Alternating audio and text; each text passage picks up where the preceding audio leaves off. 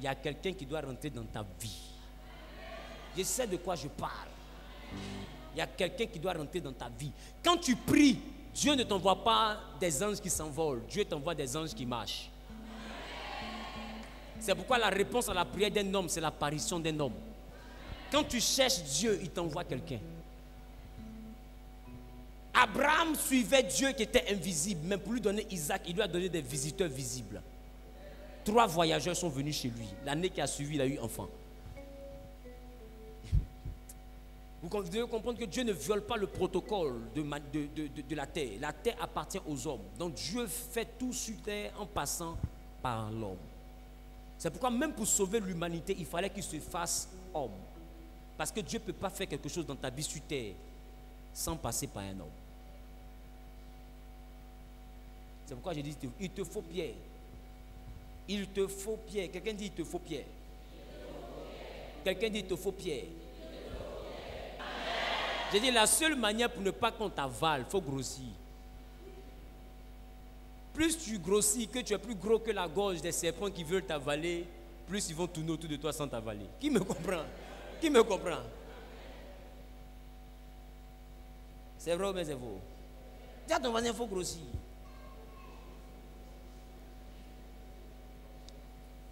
Dis-moi, est-ce que les vipères là, est-ce que les vipères ne mangent pas souris? Mais est-ce que tu as déjà vu vipère manger l'homme? Elle connaît sa gorge. Elle sait ce qui peut rentrer. Elle sait ce qui ne peut pas rentrer. Il faut grossir. Regarde ton voisin, il faut grossir. Il te faut Pierre. Alléluia. Quelqu'un dit, Pierre, où es-tu? 40 jours de jeûne, là, il faut prier pour ça. Il y a quelqu'un qui doit revenir, rentrer dans ta vie pour que ta vie soit affermie. Il dit, Pierre, quand tu seras revenu, affermis les autres. Il y a quelqu'un qui rentre dans ta vie et puis ta vie est affermie. Quand on parle d'être affermi, on parle d'être en confiance. On parle d'être, c'est-à-dire d'être rassuré, d'avoir de l'assurance. Est-ce que quelqu'un me comprend? Tu sais, tu vois de la main, tu es assise là. Tu sais pourquoi ton cœur ne bat pas? Parce que tu sais qu'il y a une bonne chaise, tu ne peux pas tomber. On se comprend. Mais si la chaise avait peut-être un seul pied, puis tu vois que ça danse là, tu n'allais pas être aussi à l'aise en train de m'écouter. Pendant que tu m'écoutes, tu allais chercher à avoir de l'équilibre. Donc tu vois que quand quelqu'un est affermi, quand quelqu'un est bien assis, ça veut dire qu'il n'y a rien, il est équilibré, tout va bien. Et j'ai envie de te dire une chose. L'adoration devient sincère quand tout va bien. Même l'amitié, elle est vraie quand tout va bien. Il y a des amis avec lesquels tu peux supporter la galère, mais qui ne vont pas supporter ton élévation.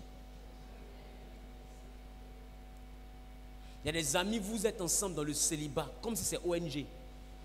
Mais le jour où elle apprend que toi tu te maries, son rire là, elle rit jaune. Il y a quelque chose en elle qui dit pourquoi c'est toi avant elle. Ça là, ça a créé petit quand amitié là va se gâter. Est-ce que quelqu'un me comprend? Et puis j'ai envie de te dire une chose. Un pauvre qui te respecte, ne te respecte pas. Moi je ne crois pas à la politesse d'un pauvre. Il n'a pas le choix. Le pauvre n'est pas humble, le pauvre est humilié. Ne confondez pas l'humilité et l'humiliation. Il n'a pas le choix.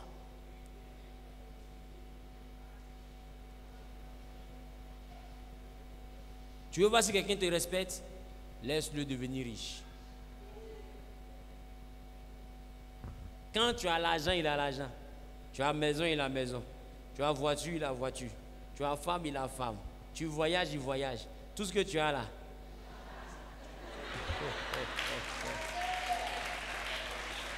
Ce jour-là, s'il te respecte, c'est qu'il te respecte vraiment. Sinon, quelqu'un à qui tu donnes déjeuner, tu penses qu'il est fou. S'il ne te respecte pas, c'est qu'il veut jeûner, c'est qu'il sera en jeûne jusqu'à ce que Jésus vienne le trouver. Est-ce que quelqu'un me comprend? Quelqu'un qui dort chez toi, il est dans ton salon, s'il ne te respecte pas, il ne te respecte pas. Il a besoin de toi. Il est humilié. Ne croyez pas à la sincérité et à l'humilité et au respect de quelqu'un qui est dans le besoin. Celui qui a besoin de toi, des fois son respect même est conditionné. Est-ce que quelqu'un me comprend? Des fois, son amour est conditionné. C'est pourquoi des femmes s'investissent sur des hommes qui n'ont rien. Mais quand ils ont quelqu'un, quand ils commencent à avoir quelque chose dans leur vie, c'est là qu'ils remarquent que tes pieds sont un peu trop penchés, tu es un peu trop grosse, tu es un peu trop vieille. Et non, tu ne sais pas bien parler français, elle n'a pas mon niveau. Mais avant, dans tes beaux photos, tu avais son niveau. Tu comprends que quand quelqu'un n'a rien, il n'a pas le choix. Quand quelqu'un n'a rien, il n'a pas le choix. Le pauvre n'est pas humble, le pauvre est humilié. Qui me comprend? Et je te le dis à une femme, si tu es marié à un homme qui n'a rien, vis pour le séduire. Même quand il aura l'argent, lutte encore pour le séduire. J'ai envie de te dire une chose. Quand il te mariait, il savait qu'elle était la plus belle femme d'Abidjan, mais il t'a pris, c'est toi qui pouvais l'accepter. Je reprends.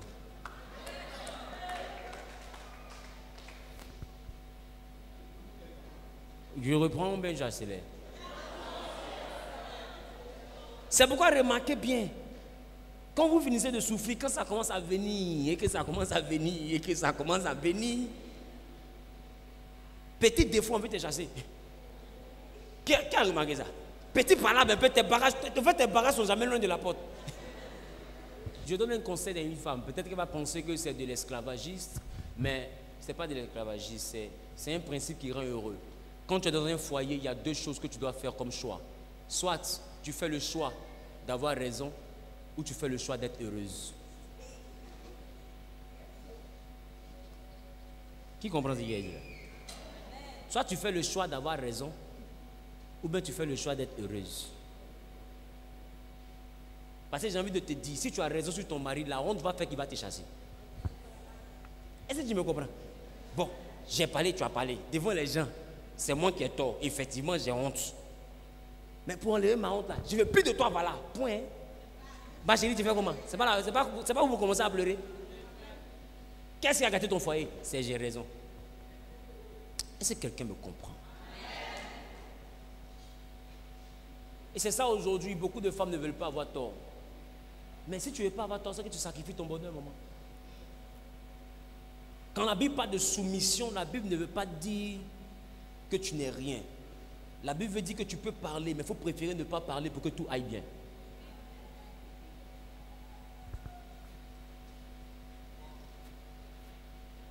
Moi, j'ai dit à ma femme, tu as le choix. Soit tu as raison, soit tu es heureuse.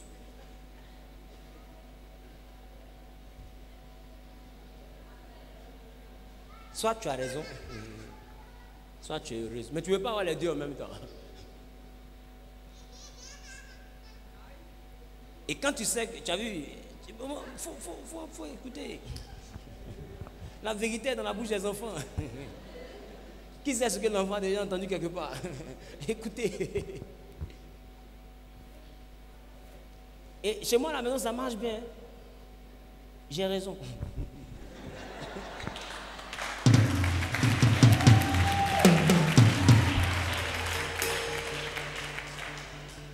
Après, on parle. Mais pour l'instant, j'ai raison. Maintenant, on peut parler. Dans ma raison, tu peux essayer de me faire comprendre des choses que je n'ai pas bien compris. Pas parce que je n'avais pas raison. J'ai toujours raison. Mais tu peux me faire comprendre. Et là, maintenant, je peux comprendre. Quand tu sais que quelqu'un a raison, là, tu n'auras pas les parents venir régler par là. Ça fait honte. Un homme n'aime pas être déshabillé. Un homme qui est déshabillé se braque. Ne déshabillez jamais vos hommes. Tu sais qu'il a tort. Ne va pas chercher supporter pour chercher à avoir raison. Tu vas le frustrer. Et la réponse à la frustration, c'est l'agressivité. Tu vas te retrouver dans un environnement hostile qui ne te supporte plus. Tu auras créé toi-même ton propre problème. Quelqu'un me comprend ou pas? Si tu es de l'église Genèse, il faut savoir qu'à la maison, ton mari a raison. Il y a une de mes filles qui est venue me dire, papa, mon mari là, il dit je l'envoie à l'église catholique, maintenant je l'envoie maintenant à l'église évangélique. Elle est responsable ici. Hein. Non, il dit il ne veut plus me voir. Il dit ma fille, c'est que moi il ne veut plus te voir.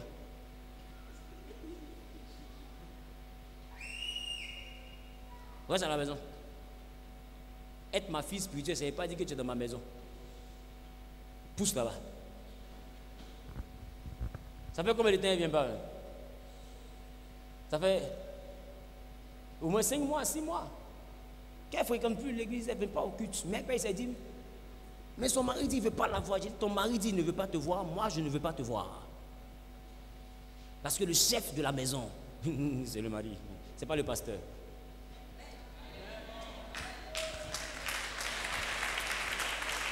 Négocie avec ton mari jusqu'à ce qu'il te donne la permission de venir ici. Tu ne peux pas désobéir à ton mari et puis obéir à ton pasteur. Tu renverses le monde. Ton autorité, c'est ton mari. Le mari est le chef de la femme. C'est ce que la Bible dit. Ah, il sait que beaucoup de mamans ne sont pas d'accord avec ça. Parce qu'elles aiment avoir raison. C'est pourquoi tu as ta 8e relation. Et continue à avoir raison, ne t'inquiète pas. Et de fois à cause des raisons, tu ne veux pas demander pardon. Continue. Tu sais qu'entre l'homme et la femme, c'est la femme qui vieillit. L'homme a 50 ans, il est sugar daddy. La femme a 50 ans, on l'appelle mamie. Est-ce que quelqu'un me comprend? Est-ce que quelqu'un me comprend? L'homme est une entité recyclable. Mais pour recycler la femme là, toi-même, il faut voir. Arrête de compter sur ta beauté. Je suis prophète, je ne sais pas pourquoi, mais je me laisse conduire. Arrête de compter sur ta beauté. Peut-être que quelqu'un dans sa saison de mariage, ou peut-être dans les 40 jours, là, Dieu veut envoyer la dot, mais ton comportement, ton gros cœur a fait que quelqu'un s'est éloigné de toi. Dieu est en train de te parler pour que tu ailles demander pardon. Il t'aime, tu sais qu'il t'aime. Ce pourquoi tu es braqué là, c'est parce que tu es sur ta raison. Il faut qu'il reconnaisse que tu as raison. Maman, deux intelligents ne marchent pas ensemble. Parmi les deux là, un doit se faire bête. Mais il est bête de croire que celui qui se fait bête est bête. Parce que celui qui se fait bête est le plus intelligent. Parce qu'il arrive à se faire bête pour anticiper ton intelligence. Donc dans la maison là, c'est lui qui est le vrai intelligent. Parce que c'est avoir une intelligence extrême que de paraître ne pas être intelligent. Ton problème, c'est que tu ne sais pas ce que tu es ta maison. Or, celui qui ne sait pas, ne saura jamais. À un moment donné, il faut accepter qu'on t'envoie à savoir. Parce que la différence entre toi et ceux qui ont réussi, leur couple, leurs affaires et tout, c'est l'information. Aujourd'hui, nous sommes dans une génération où Dieu parle beaucoup. Mais c'est là que les gens divorcent beaucoup. Autant de nos moments, Dieu parlait moins. Le mariage faisait 40 ans, 50 ans. Mais où Dieu parle, je ne sais pas si c'est Dieu qui a inventé le mot divorcer ou bien qu'est-ce qui se passe, mais il faut qu'on essaie de voir ça aussi chez Dieu. Je dis à quelqu'un, il faut que ton Moïse arrive. Est-ce que quelqu'un m'a compris? Créez un climat apaisé dans votre couple. Vous êtes dans des histoires, vous n'arrivez pas à vous entendre. Quelqu'un doit mettre bas la terre. Qui me comprend? Quelqu'un doit mettre bas la terre. Pas pour ta raison, mais pour la vision. La vision demande des sacrifices. Avoir raison aujourd'hui peut détruire tout ce que vous êtes en train de construire.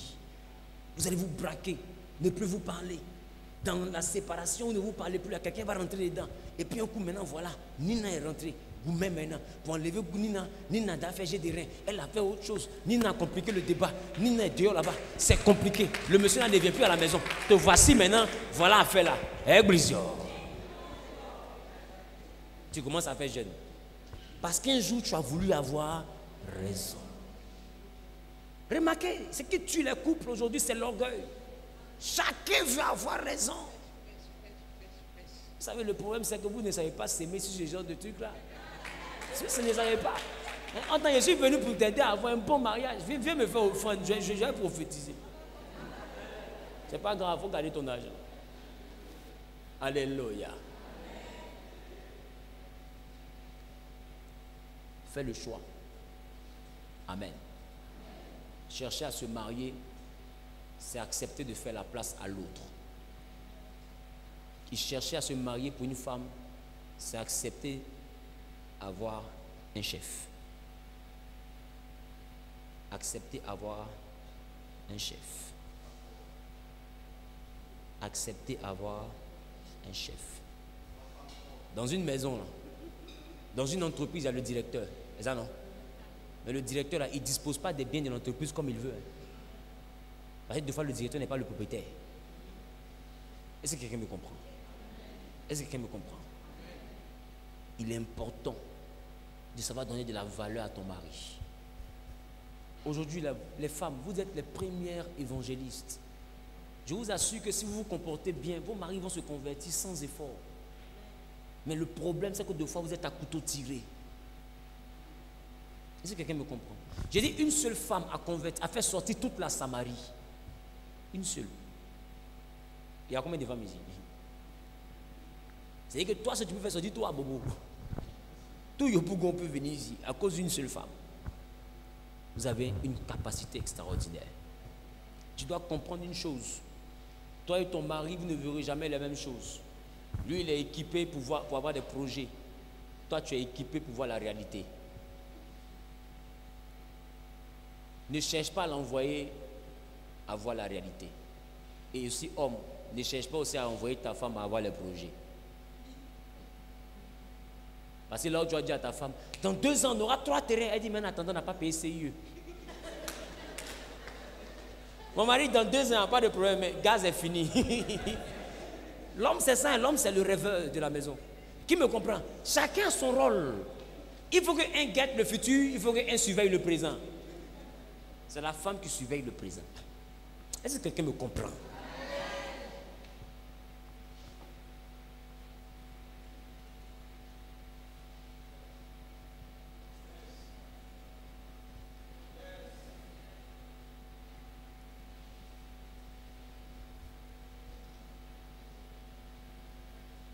De toutes les manières, maman, il y a un endroit où tu es chef, c'est dans la maison.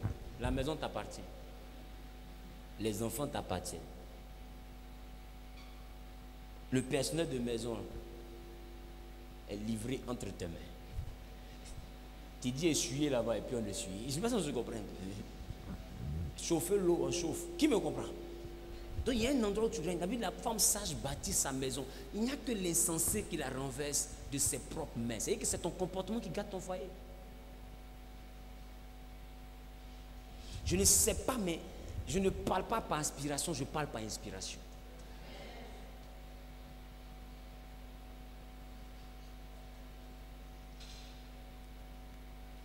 Tiens-toi debout, on va prier.